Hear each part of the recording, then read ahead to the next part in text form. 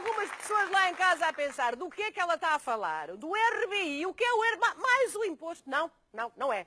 Sabe o que é o rendimento básico incondicional? Eu também não sabia, mas veja. O rendimento básico incondicional é uma prestação atribuída a cada cidadão, independentemente da sua situação financeira, familiar ou profissional, e será suficiente para proporcionar a todos uma vida com dignidade. O seu uso fica ao critério de cada um. Mas será que a nossa sociedade está preparada para termos direito a um rendimento só por nascermos? A economia do país permitiria que se implantasse este sistema? Ou esta proposta é uma simples utopia?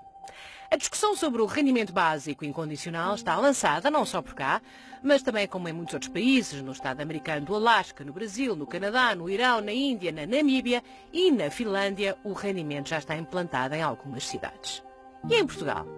Seria esta uma proposta justa e viável?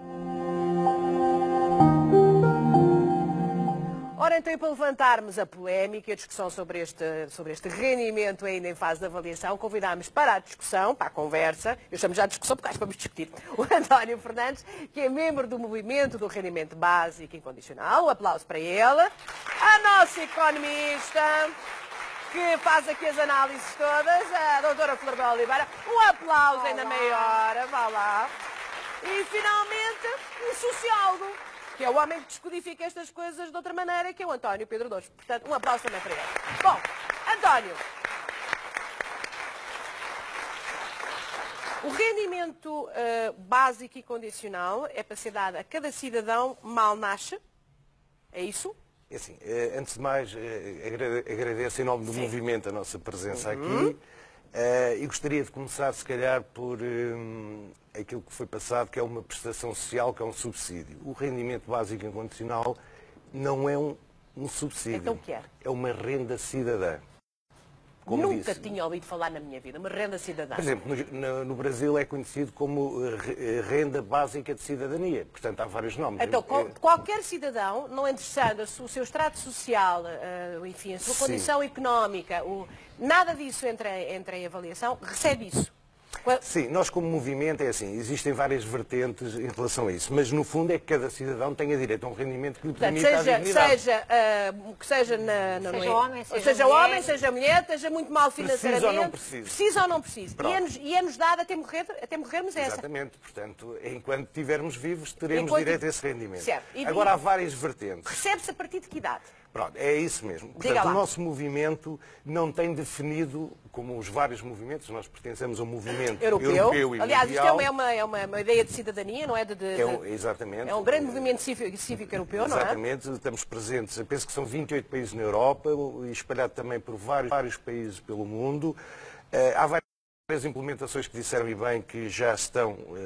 A Finlândia está iminente, não é? A Finlândia está iminente, incluindo... Mas agora as pessoas estão a pensar lá em casa. Mas quando é que isso vai acontecer? Quando é que se recebe? A partir de que idade?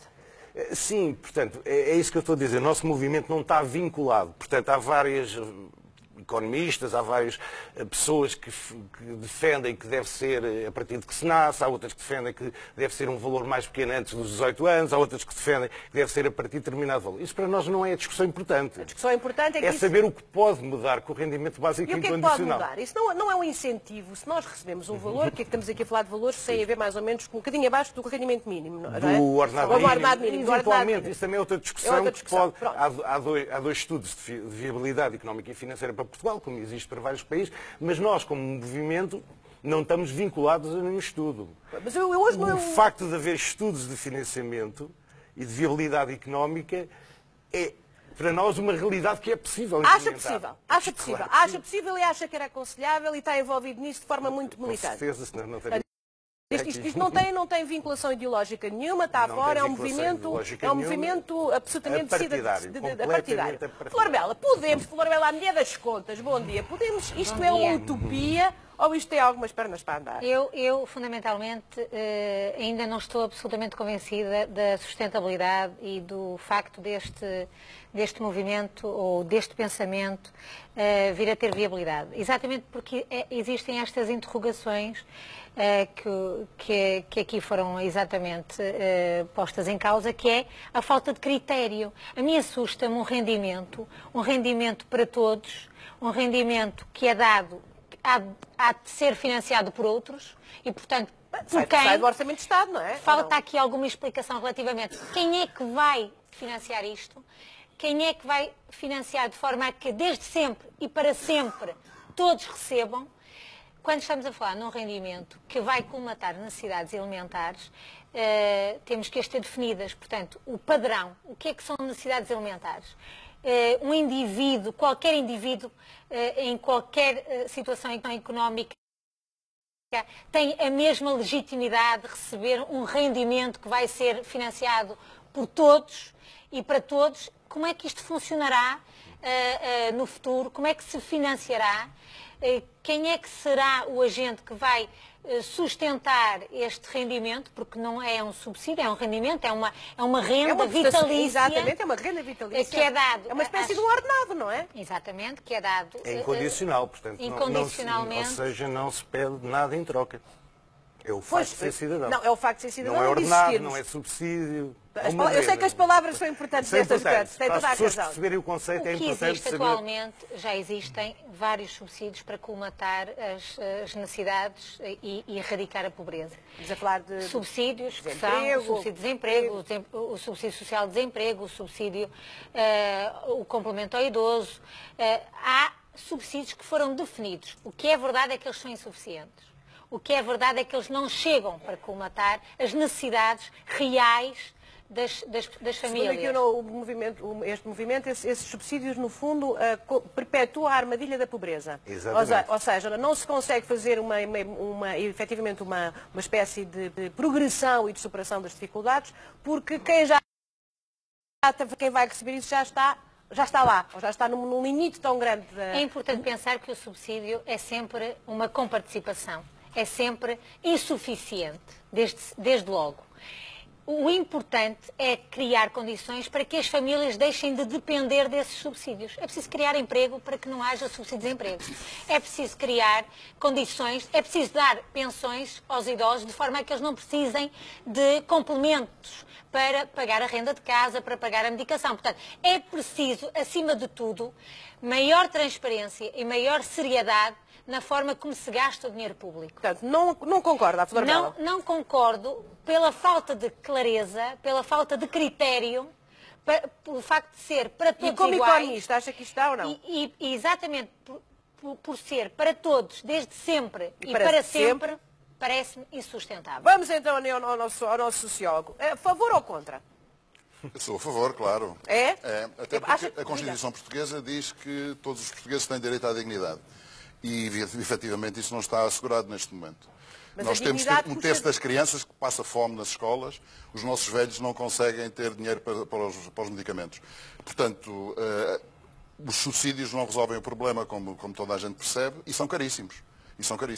E, portanto, a solução do rendimento básico incondicional é mais barata do que os subsídios. Acha que é? Não tenho a certeza. Há estudos feitos em Inglaterra, nomeadamente, sobre isso, e em Portugal esses estudos podem ser replicados sem grandes dificuldades. Mas neste momento quem está lá em casa ouvindo está a pensar, então espera lá, mas um rendimento básico incondicional nem precisa trabalhar, vive com isso. E pronto. Há muita gente que, infelizmente, não pode trabalhar e quer trabalhar em Portugal. Como sabe, o desemprego em Portugal são mais de 1,5 milhão de pessoas, 1.200.000. Estou a pensar, incentivar a preguiça.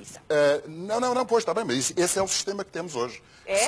Então nós temos 1.200.000 pessoas que querem trabalhar e não podem, e algumas delas, até porque receberem subsídio de desemprego, são proibidas de trabalhar. Ora bem, isto evidentemente é um desperdício enorme, ou seja, se essas pessoas fossem livres de fazer as suas atividades, a riqueza nacional certamente aumentaria, coisa que está impedida neste momento. Mas diga-me uma coisa, então nós vivemos agora aqui um período de austeridade tremendo, em que fomos quase, quer dizer, as pessoas escravizados por uma carga fiscal brutal, as pessoas perderam casas, enfim, não está escrito o que é que foi a calamidade social, um dia mas vai continuar, contas, não se preocupe. Pois eu tenho a certeza que sim. Agora pergunto, um país que tem este nível de fragilidade e que já tem grande parte da sua população num sofrimento tão grande, pode-se permitir, eu estou aqui a aliviar o sofrimento? Não, pode. Ou ao luxo de fazer uma coisa que é socialmente tão... Não é luxo nenhum. Não é luxo nenhum. Não é luxo nenhum, é uma racionalidade básica. Se nós vivemos numa sociedade moderna... Aqui o que questiono e que eu desafio aqui o painel a clarificar a mim e a quem lá está em casa, como é que isto se financia? Bom, mas o problema não é esse. O problema não é esse. O problema é que nós vivemos numa sociedade que produz riqueza que dá para todos. Ela está um bocadinho mal distribuída, como a gente já reparou. Portanto, há muito dinheiro para alguns, que a gente sabe quem são, e há muito pouco dinheiro para os outros, que não têm, discute-se 1 centavo para os subsídios, e depois aqueles que reclamam contra os subsídios recebem toneladas de dinheiro que até se afogam neles. E alguns até foram para a prisão. E, portanto, aqui há, de facto, uma injustiça social muito grande. Se as pessoas estão conformadas com isso, é um problema das pessoas. No movimento RBI que eu conheço, há um ânimo enorme e há uma esperança enorme, precisamente porque há uma luz ao fundo do túnel. Há uma ilusão de que se as pessoas aceitarem mudar de vida, e mudar de vida significa deixar de recriminar os outros, deixar de dizer que os outros são preguiçosos. Quem é que deixa de trabalhar? Se deixam de trabalhar é com certeza que não gostam de trabalhar. Azar dessas pessoas. Mas é uma liberdade para as pessoas que quiserem trabalhar naquilo que gostam. E porquê é que não podem trabalhar naquilo que gostam? E podemos pôr a questão, mas eu devo financiar, porque de onde é que vem este dinheiro? Este dinheiro terá que vir não ou diga vem que é dos a Júlia que se impostos. oferece. Se a Júlia oferece, está resolvido o problema. Não. Eu pergunto eu estou aqui a pôr-me no lugar do espectador que está lá em casa a perguntar. Mas então eu vou... Quem é que paga, não é? Quem é que paga? Como é que isto se financia? Eu acho fantástico, utopicamente acho a ideia maravilhosa. Júlia, agora, eu acho que isto vai bater no nosso bolso outra vez. Porque atualmente os subsídios são pagos exatamente pelos cofres de Estado, através daquilo que o Estado tem arrecada em receitas, que são os impostos. E, portanto, hoje o cidadão percebe que ainda bem que há quem trabalhe para poder minimizar o impacto da pobreza, apesar dessa má gestão dos recursos Mas públicos. porquê é que se proíbem pessoas de trabalhar? Mas eu subscrevo integralmente aquilo que acabou de dizer, Sr. Doutor, quando refere o facto de o dinheiro público ser mal gerido. O dinheiro público não chega a quem precisa, porque, de facto, há gente muito incompetente a gerir o dinheiro público. Subscrevo integralmente. Agora, o que eu também preciso perceber é como é que a população ativa vai conseguir articular os meios, os instrumentos, que instrumentos necessários serão, para poder atribuir a todos, nomeadamente eles próprios, um rendimento vitalício que não tem critério e que vai dar àquele que mais tem e àquele que menos tem, quando nós não somos capazes hoje... Tem um critério. É preciso criar um fundo, de rendimento básico e incondicional, como a Segurança Social, por exemplo, tem, que os trabalhadores e as empresas criam. A deficitária, não, dá para tudo. Esse é que é o problema. É porque dá para os Vamos aqui ao nosso outro convidado. Vá, diga. Então como é que isto se financia? Pronto, em relação ao financiamento, como eu disse há pouco, existem já 2 estudos de financiamento para Portugal. Nós, movimento, não temos qualquer colagem a qualquer destes estudos. Portanto, estes estudos são uma prova que é financiável. Não, esses estudos são uma projeção de que é financiável. Portanto, o financiamento não é objeção. O financiamento não é obstáculo. Para nós até pode ser financiado como a banca. 90 mil milhões de euros foram injetados na banca, dá sensivelmente 400 euros para cada cidadão durante 3 a 4 anos. Mas não é para nós não é importante. Portanto, para nós, movimento, a nossa posição, não temos colagem a nenhum estudo de viabilidade. Sabemos mas tem que ter. Não é importante a forma de financiamento, mas é a forma de financiamento que vai permitir perceber se isto vai durar um ano, europeu, ou 2 ou 10. Pode ser um financiamento europeu. Mas a Europa europeu tem recursos suficientes para dar a todos os seus cidadãos a criação de dinheiro.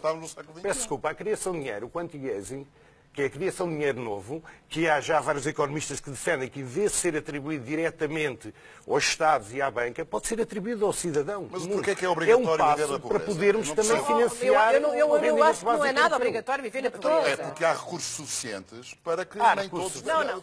A pobreza acontece porque há má distribuição. Estamos todos de acordo sobre isso. Agora, o que eu digo é... Porquê é que não se faz a distribuição então? Como é que se faz as contas de um Estado, de um orçamento de Estado, dos vários recursos que temos à mão naquilo que é a dinâmica do Estado, para poder suportar isto, sem que alguém pague mais por isso. Ou no momento em que recebemos mais, vamos pagar mais também. Depende do que é que estamos a falar. Se estamos a falar das pessoas que ganham menos de 700 euros por mês, ou famílias inteiras que estão nessa circunstância, que é a maioria, como se sabe, como se sabe, estamos a dizer exatamente que há depois 1% que vai ter que pagar mais. Sim, não é possível, evidentemente, dar à banca os milhões que estamos a dar e depois esse dinheiro não existir para toda a gente. Não, o dinheiro tem limites, como toda a gente compreenderá. Ora bem, uma distribuição mais igualitária desses recursos não precisa de ser igual para todos. Se fosse igual para todos, nós tínhamos, cada um de nós portugueses, se o Produto Nacional Bruto fosse distribuído igualmente por todos, tínhamos qualquer coisa como 1.200 euros por mês cada um. Crianças incluindo. Ora bem, o problema é que estamos numa situação muito diferente dessa. Há gente a passar fome, há gente na miséria e há outros a engordarem de uma maneira tão estúpida. Flor Bela, ajude-me aqui. Vamos ter imaginando utopicamente que podemos pôr isto como hipótese viável para nós, aliás, a Finlândia vai agora testar, há uma série de cidades também que são cidades pilotos. A Holanda, o Holanda, também, o Canadá também se prepara para uma Brasil também, não é? O Brasil tem na Constituição, houve alguns projetos pilotos, sim. O importante aqui é perceber que o que tira aqui alguma credibilidade a este rendimento é exatamente o facto de ele ser igual para todos e ser para sempre e desde sempre. Isto para mim tira-lhe alguma seriedade. Desde sempre. Não, uma criança... Desde o nosso sempre, não é?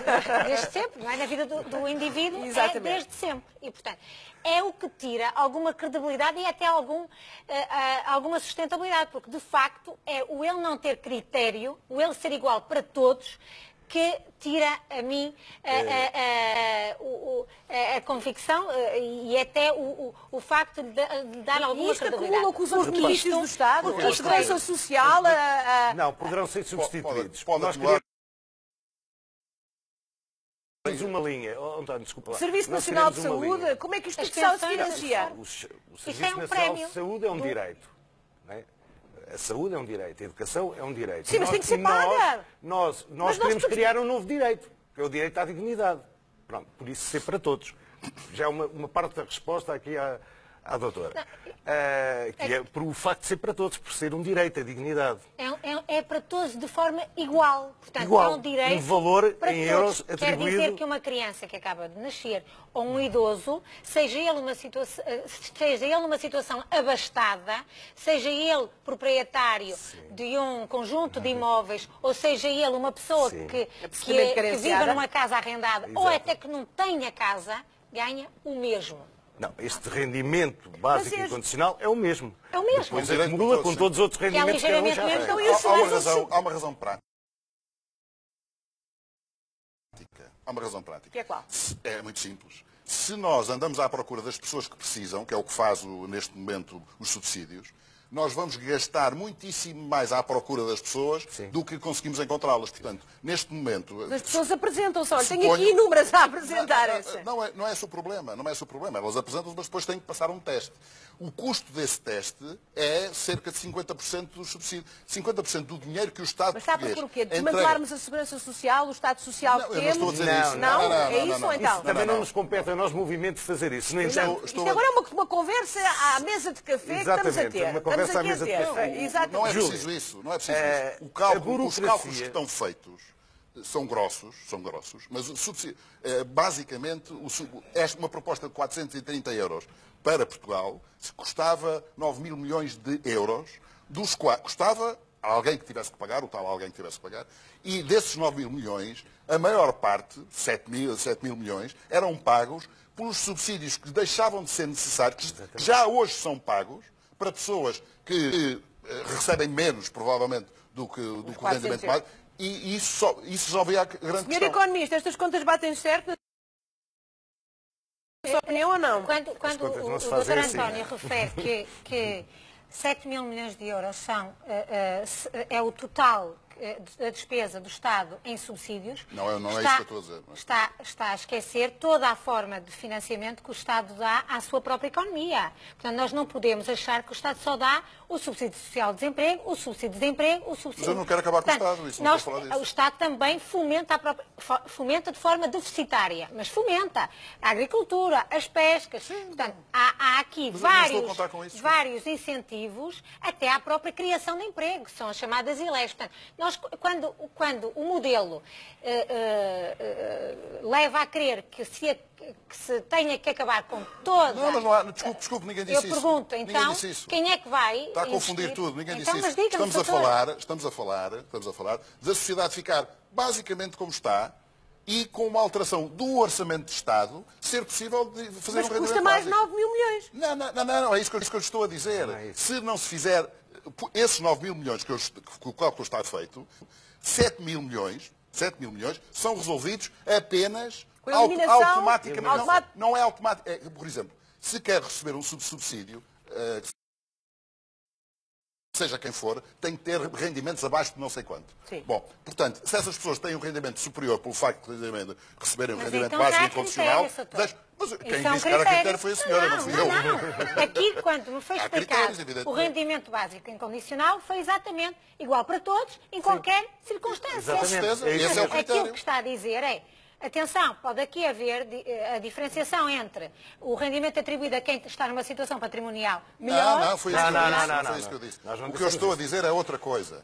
As pessoas que hoje recebem subsídios condicionados, recebem subsídios porque ganham pouco, uma parte delas deixaria de receber esses subsídios porque o rendimento básico incondicional já é superior às condições que são necessárias para se candidatar a esses subsídios. Deixe-me aqui dizer, o nosso público está a seguir com muita atenção e muito animadamente, estou toda contente, porque adoro pôr as pessoas a pensar nas coisas e vocês estão-me a ajudar imenso. E dizem aqui um senhor, com todo o respeito, senhor Saramago, Luís Saramago, com todo o respeito, mas não gosto de que o vinho cá em casa. E porquê? Porque somos 5 cá em casa e de rendimento entram 1.500 euros, com o RBI entrariam 400 por cada um, dava 2.000, então eu ia trabalhar para quê? Bom, isso é o problema do senhor. Se o senhor não gosta de trabalhar, não trabalhe. Se passávamos a ser livres, que era uma coisa extraordinária. E, portanto, quem trabalha com o senhor... E a economia, como é que funcionava? Não, a economia, isso não se preocupe com ela, porque precisamente os 1.200.000 pessoas que querem trabalhar e não podem hoje, podiam passar a trabalhar e substituir o trabalho do senhor que está todo chateado lá em casa, que preferia ficar em casa em vez de estar a trabalhar. Aliás, o que é que ele está a fazer agora? A ver televisão. Não faço ideia. Se calhar está a ver no local de trabalho, não faço ideia. Muito bem. Mas olha, diga-me uma coisa, mas isto não é, as pessoas aqui realmente estão muito a questionar se isto não é um incentivo a uma espécie de... Nós fomos todos, e já sei que isto é uma questão para muitos ideológica, para outros é uma questão filosófica. Eu, por exemplo, eu só me realizo no trabalho. Eu gosto muito de trabalhar. Portanto, a ideia de me serem as minhas necessidades mínimas serem satisfeitas e depois não ser necessário fazer muito mais, a mim deixar-me-ia... Compensada. Pronto, não ficava bem. E as pessoas que eu estou a dizer é que o RBI pode ser um incentivo à preguiça. Portanto, as pessoas que já não gostam muito de trabalhar podem, e isto leva-nos, no fundo, a uma ruptura civilizacional, se quisermos assim, daquilo que é o nosso modelo de vida. Isso... Diga. De facto, é uma alteração de paradigma. Pois. Pronto. A questão que se coloca alegações aqui... finais, está-me no final. A questão que se coloca aqui é que nós também temos que ter em consideração que, para além do desemprego que existe estrutural, há o desemprego tecnológico. Hoje, e cada vez mais, vai ser preciso menos pessoas a trabalhar para produzir o mesmo ou mais. Sim, as economias estão a mudar, as linhas industriais cada também... Cada vez o emprego é menos. Sim. Pronto. Isso significa o quê? Significa que poderemos redistribuir o trabalho. Agora a doutora Florabella, para terminar. É muito importante e é muito interessante esta discussão. O repensar a forma de distribuir recursos por quem mais precisa. O reapreciar, o disciplinar também a competência e a falta de rigor e a incompetência revelada pela falta de rigor nas dos recursos públicos, leva-nos também neste tipo de reflexão. O que eu acho que é fundamental é a economia precisa da produtividade, precisa daqueles que produzam, que trabalhem, que tenham essa oportunidade, para que esses se sintam tão bem úteis, na medida em que parte daquilo que contribuem é para dar àqueles que já não estão na idade de produzir, já não estão em condições e estão mais carenciados. E aqui é que está reconhecida a utilidade da sociedade e, portanto, a capacidade dos mais novos serem admitidos, serem-lhes dados oportunidades de trabalho para que eles possam produzir, contribuir para um país melhor, para uma sociedade equilibrada, uma sociedade que permita a todos uma vida digna, mas uma vida digna fruto do trabalho, fruto deste fluxo, desta dinâmica de sociedade e não desta dependência. Estamos quase a acabar. Agora a última palavra para si. Os jovens exatamente têm a dificuldade muito concreta de não conseguirem trabalhar. Alguns até tiveram que emigrar para o estrangeiro para trabalhar. Precisamente é a demonstração de que este sistema não funciona e é preciso outro sistema. Se as pessoas tiverem o rendimento básico incondicional, vão arranjar o seu próprio trabalho com toda a facilidade, porque eu posso trabalhar uma coisa que gosto por 200 euros por mês, tranquilamente, fico com 600 euros, já dá para curtir e fico uma vida feliz. E isso é uma coisa, é de facto uma mudança de paradigma. Não desvaloriza até um bocadinho o que é o mercado de trabalho, não possibilita que os empresários... Não, vamos lá ver. Eu, como trabalhador, perante o meu patrão, vou ser empregado se quiser. Se não quiser, remeto-me ao rendimento básico incondicional ou ponho a trabalhar-me nas atividades que me interessam, fazendo um rendimento razoável, por exemplo, fazendo crochê ou fazendo outra coisa qualquer que também se faz e que também se usa, ou sendo artista, ou vindo à televisão para estar aqui presente, ou outra coisa qualquer. E, portanto, há muito mais disponibilidade para trabalhar naquilo que se quer e naquilo que se gosta, atacando a imoralidade vigente neste momento na sociedade portuguesa e na sociedade, enfim, não é só portuguesa, infelizmente. Agora, para terminar só, vamos então lembrar que isto é ainda uma discussão que está alargada a vários países europeus, está-se a discutir ainda isto. Não se implementou. Não se implementou, mas vamos ter notícias das sociedades onde vão ser implementadas e, curiosamente, é preciso 1 milhão de assinaturas para isto ser debatido no Parlamento Europeu. Sim. E vocês, na Europa inteira, só conseguiram ainda 200 mil assinaturas. 280, quase 300. O que eu acho curioso. O que eu acho curioso. Mas, contudo, enfim... É o desconhecimento da ideia. Há duas petições, uma na Europa e outra em diversos países. A Suíça conseguiu, vai a referendo. Vamos então. Mas a partir de hoje já há mais quem sabe. Júlia, deixe-me só, para terminar, acompanhem-nos, o nosso site é rendimentobásico.pt e o nosso Facebook, Rendimento Básico Incondicional Portugal, onde é dinâmico, podem acompanhar todo aí está tudo. O nosso trabalho. Um grande aplauso para o nosso painel que foi à luta, que é como eu gosto. Obrigada.